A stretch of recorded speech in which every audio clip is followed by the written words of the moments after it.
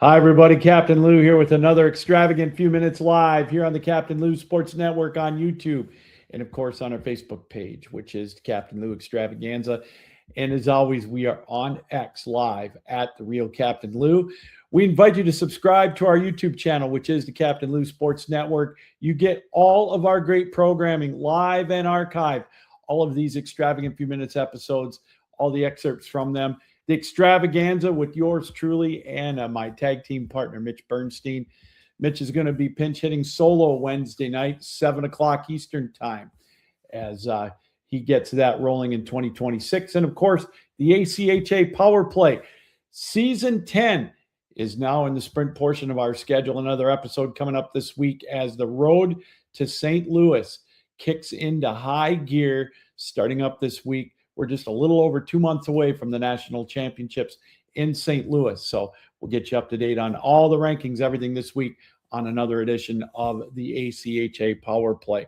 Every program that we've got here on the network is brought to you by the official secondary market of the Captain Lou Sports Network, and that is SeatGeek. Use the promo code Captain Lou and you get $20 off of your purchase. It's that simple. It's free money. Why not do it? All these playoff games that are coming up this weekend in the NFL and the college football semifinals. Seats are available on SeatGeek. Use the promo code Captain Lou if there's a game that you want to go to. The Bears and the Packers at Soldier Field. How about the semifinals Thursday and Friday? Ole Miss and Miami on Thursday in the Fiesta Bowl, or the Peach Bowl with Indiana and Ohio, or Indiana and Oregon rather, in the Peach Bowl in that Big Ten rematch. Go to SeatGeek, use the promo code Captain Lou, and you'll get $20 off of your purchase. All right, everybody, the regular season is over in the NFL. The Lions and the Bears, 425 yesterday. You heard me yesterday. I didn't think the Lions had a chance. I thought the Bears were going to come out with something to prove and that the Bears were going to open up a can of whoop-ass on the Lions. Well, I think the opposite happened. The Lions showed some grit yesterday. The Lions showed some resolve. They showed some pride, and they came out and they took it to the Bears for 3 quarters. And I'll tell you what, the score was 19-16, but for 3 quarters, the Lions really moved up and down the field. A couple of mental gaffes, those gaffes that have cost the Lions the playoffs. Let's be honest, some of the play calling issues that they had, time management, whatever, they didn't cost the Lions yesterday because the Bears couldn't take advantage of it. The Bears' defensive weaknesses and maybe Ben Johnson's weaknesses were exposed yesterday by the Lions. And I got to tell you, the Packers, I think, are going to expound on those weaknesses coming up Saturday night in that playoff game at Soldier Field. Green Bay is a 1.5-point underdog in that game. That's it at Soldier Field, 8:15 Eastern time on Saturday night. And I got to tell you, if the Bears can do what the Lions did, the Lions, they threw the ball at will at Chicago, at their defense. And I think Green Bay is going to do the same thing. Detroit, if you think about it, had 5 scores to 2 for the Bears yesterday. And if the Packers do the same, and you know that they'll probably cash in on some of those red zone opportunities, they're going to make Chicago look silly. And I'm here to say, too, Caleb Williams is not yet a generational talent. He's still young, but when he's in the pocket, he can't make the throws. Detroit made Chicago look very, very average yesterday. Detroit's got the talent. They're there. And it's one of those things where the Lions' window isn't closed. They've got the talent to make a run in 2026. But now it's up to Brad Holmes to make the necessary upgrades. We're going to talk about this all through the offseason, unfortunately, starting early for the Lions and their fans. But Detroit's got the core talent. They've got the weapons on offense. Laporta will be back. They've got Gibbs. They've got Jamo. They've got St. Brown. Goff proved yesterday and again through the season, it really wasn't his fault. He threw for 4,500 yards. But they've got some holes that they've got to fix on that offensive line. It's pretty obvious. I like Tate Ratledge on the line. Decker's probably gone. Glasgow's gone.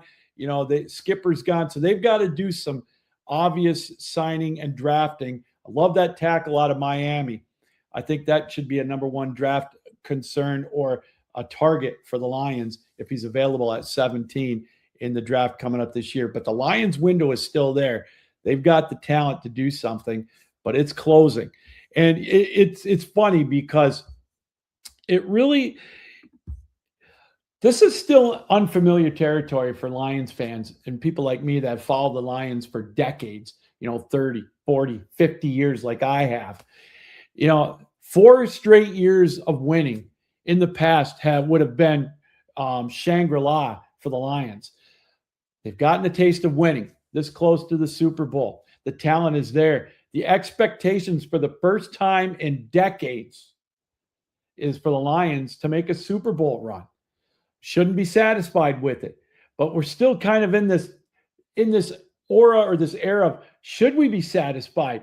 Because Detroit fans have suffered for so many years with horrible teams, horrible runs, but the talent is there. Detroit's going to get that 4th place schedule next year, so they should get some momentum off of that. But they've got the talent. They've proven it. They've got to close games, but it's there. The window is still there. How do we act? Should we be satisfied? I say no. The Lions, they've got a chance next year. I know it's easy to say that now, but I think the Lions window is still there. So we'll keep an eye on that in 2026. But as we talked about earlier, it's going to really come down to who they sign in the offseason. Brad Holmes is on the clock right now. We talked about it earlier. The honeymoon's over for Brad Holmes. He's got to make the necessary changes. And I think they got to go out and get themselves an offensive coordinator. In a perfect world, wouldn't Kevin Stefanski look good generating that offense in Honolulu Blue? I think he's going to be a head coach somewhere. I wouldn't be surprised somebody like the Raiders just throws the pocketbook at him. But Detroit needs an offensive coordinator. And I got to tell you, I, for one, was happy with Calvin Shepard as a defensive coordinator. I don't know if they're going to make a change with him. I don't think they need to. But definitely, I think they've got to do something to put the play calling back in somebody's hands. Again, I think Dan Campbell did a pretty good job yesterday. The 4th quarter, a couple of those play calls, that 3rd and 1, where he tried the razzle-dazzle pass to Goff, it could have cost Detroit. They're lucky Chicago isn't that. They just couldn't take advantage of it. I don't know. But I think those are concerns that Lions fans have to deal with, and I think the Lions have to address coming up in the offseason. But the talent is there. They've got that window. They've got that core. They've got to get strengthened again on the line of scrimmage, and it's proven. You want to win a championship, you got to have an offensive line. Look at Seattle. Look at the Rams. Look at the good teams. That's why they're good. Speaking of Seattle and the Rams, to me, they're the teams to beat right now in the NFC. I see the Rams going into Carolina. They lose that game, that's going to be a monumental upset. They lost there earlier in the year. They're not going to lose there twice in a row. They're going to win that game. They're the 5 seed. They're going to go into that 4 seed. They're going to beat Carolina. I have just no doubt about that. Seattle, they get the automatic berth. Boy, their defense looked good this weekend against San Francisco. I know the 49ers were banged up a little bit, but they were red hot. McCaffrey was red hot, but they had no answer for that Seattle defense. And I'm becoming a believer in Sam Darnold. He looked good. Won a big game. Now we'll see how he is on the grandest stage in that opening round of the playoff, where they've got home field advantage all the way through until they get to the Super Bowl. And it looks to me, if you ask me, I think they're going to be playing Green Bay in that divisional round, because I think the Bears are going to lose to the Packers. That's just right now, talking today, Monday, before the playoffs start, I'm going with Seattle to play Green Bay. I think Green Bay is going to beat Chicago. Speaking of Green Bay and an old quarterback of theirs, Aaron Rodgers and the Steelers found a way to beat the Ravens last night. I didn't know that game was such a coin flip. I went to bed, I think it was 10-3 or whatever. I was listening to it on the radio as I faded off to sleep. Pittsburgh opted not to kick the field goal. They went for it on 4th down right before halftime, I think, unless I was dreaming it. Didn't make it. And I woke up and saw the score. Then I saw the highlights. He made the clutch pass when he had to. Aaron Rodgers, with his arrogance, with his condescension, with his talent, is going to the playoffs. Baltimore's going home after that missed field goal. Now they get Houston. That is going to be one very interesting matchup. Houston's defense is playing probably the best besides maybe Seattle in all the NFL. And that's going to make for such an intriguing opening round matchup on a Monday night. And I got to tell you, Mike Tomlin on Monday nights is pretty tough to beat. And so that's going to be one heck of a matchup right there. But the Steelers get a home game in the opening round of the playoffs. They get to 10 wins. They keep doing it. Another winning season for Mike Tomlin. I didn't know yesterday how that was going to go. That's crazy, isn't it? So the next question is, can the Bills get past the red hot Jaguars? This NFL playoff year has got to be the most wide open that we've seen in so long. Anybody can win it out of the AFC. Seriously. Even the Steelers can make a run. Aaron Rodgers has won before. It's crazy. Any one of those 7 teams have a legit shot at making a run. I don't know. How good are the Patriots? Is it fool's gold? What about the Broncos as a legit Super Bowl contender? Can they make a Super Bowl run? I mean, it is so wide open right now in the AFC. Any one of those teams can make it. The Bills have it laid out for them as a wild card team, but they're going up against a red-hot Jaguars team. I don't know if they can get past them. It is so crazy right now in the AFC. Can Bo Nix make a run? Can he make that next step? He's got Sean Payton. Why not? I mean, any one of those teams can win. Even the Chargers, they could get hot. Justin Herbert, who knows? Jim Harbaugh, all he's done is win. There's, again, there's no Kansas City. There's no Joe Burrow. There's no Patrick Mahomes. I'm telling you, it is there for the taking for any one of those teams in the AFC. It is just going to be so much fun to watch this playoff. Let's take a look right now at Wildcard Weekend in the AFC. Buffalo right now, they are a 1.5-point favorite at Jacksonville. I don't know if I'd touch that one. I had Buffalo going to the Super Bowl and potentially winning it. But man, now that they've got to play Jacksonville, I just don't know. That is such a toss-up right now. The over-under on that one, 51.5. If I'm betting that one, I would tend to go over on that 51.5. But all these games this weekend went under. For the most part, it's crazy. So who knows on that one? That's going to be a fun matchup to watch Sunday afternoon at 1 o'clock on CBS. How about New England? A 3.5-point favorite against the Chargers. Chargers are going out east, but the weather right now looks like it's going to be okay, about 40 degrees. That's Shangri-La in the middle of January out east. So that's going to be a toss-up. And then we talked about it. Monday night, Pittsburgh is always good. They've got Aaron Rodgers, and they're a 3-point dog to Houston. Can you trust Houston on the road in the playoffs? So many questions. It is so awesome right now for the NFL playoffs and the AFC. And how about the NFC? The Rams, again, 10.5-point favorite against Carolina. I'm half tempted to take that. If that line gets knocked down to 9.5, I'm all over that one. Double digits on the road, that's a little bit too much. I'm taking Green Bay in 1.5 against Chicago. I'm telling you that right now. I think they're going to win outright in that game. I just think they're going to they're going to expose Chicago's weaknesses on defense against the pass and the run. I mean, Detroit just went up and down the field in between the 10s and 20s.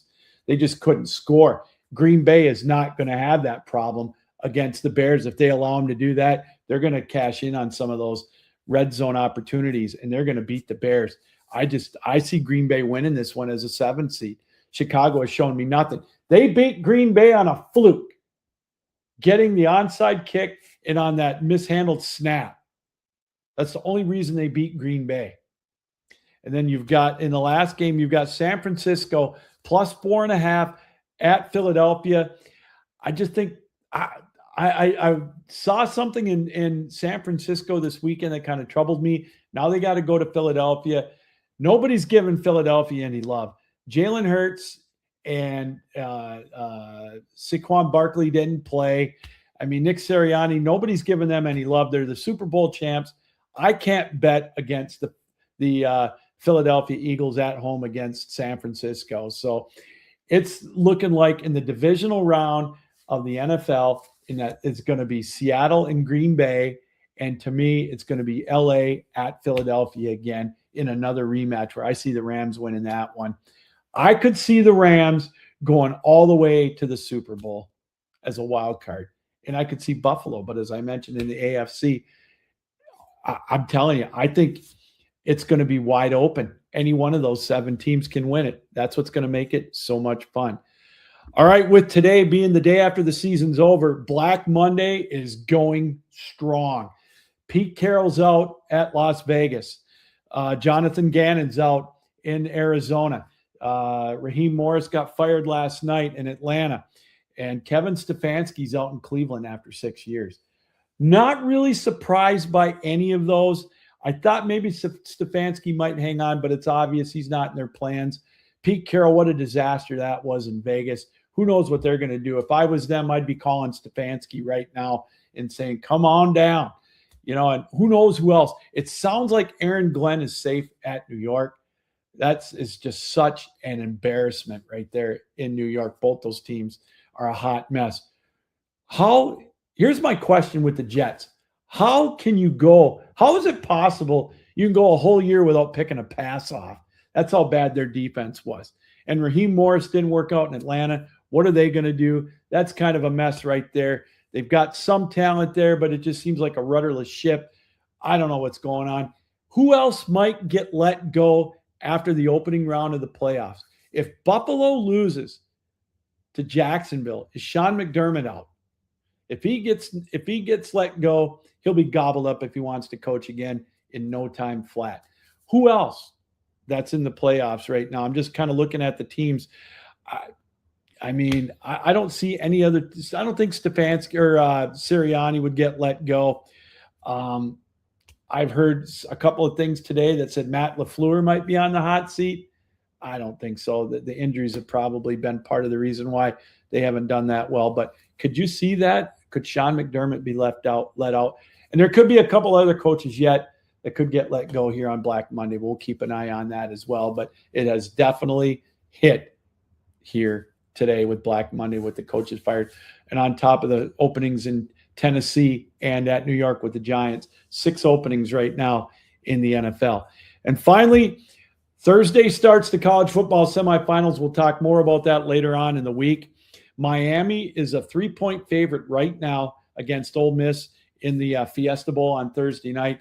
I am so intrigued to see how Trinidad Chambliss, the ex-Ferris State guy, the Ole Miss quarterback, how is he going to fare against that stout, staunch, whatever you want to call it, Miami defense. And then Friday night in the Peach Bowl, Indiana with that defense against an underrated Oregon defense, -3.5. That's Indiana. They've got their favorite right now against Oregon. Mendoza, Dante Moore. That's going to be such an intriguing matchup, a Big Ten rematch. 2 great games coming up. We'll talk more about that later on in the week. The college football semifinals coming up Thursday and Friday. And then you've got the NFL Wildcard Weekend this weekend, 3 days of games. College football nirvana coming up this weekend. So it starts Thursday night right through till Monday Night Football. It starts with Miami against Ole Miss Thursday and ends with Houston against Pittsburgh on Monday Night Football. Get the chicken wings ready. Get the popcorn, your favorite beverage. Make sure you've got that lazy boy chair. Get all of your honey-do list done by Thursday night, or get them done early on Friday before the Peach Bowl, and then just sit back and enjoy all the football this weekend. If you're an NFL guy, if you're a college football guy, this is it. This weekend is it. And, of course, you've got next weekend with the divisional round playoffs and the national championship game on MLK Day. It is college and pro football nirvana. All right, well, that's going to do it here for another extravagant few minutes here on the Captain Lou Sports Network. We want to thank everybody for welcoming us into your homes, on your computers, on your laptops, however you watched us around the world here on the Captain Lou Sports Network. And again, a reminder to subscribe to our YouTube channel where you can get all of our great programming right here, live and archived. It's all here on the Captain Lou Sports Network. Until next time, Captain Lou saying keep your heads up, keep your sticks down, keep your feet moving, and as always, keep your minds open. Be safe, everybody. We'll talk to you soon. So long.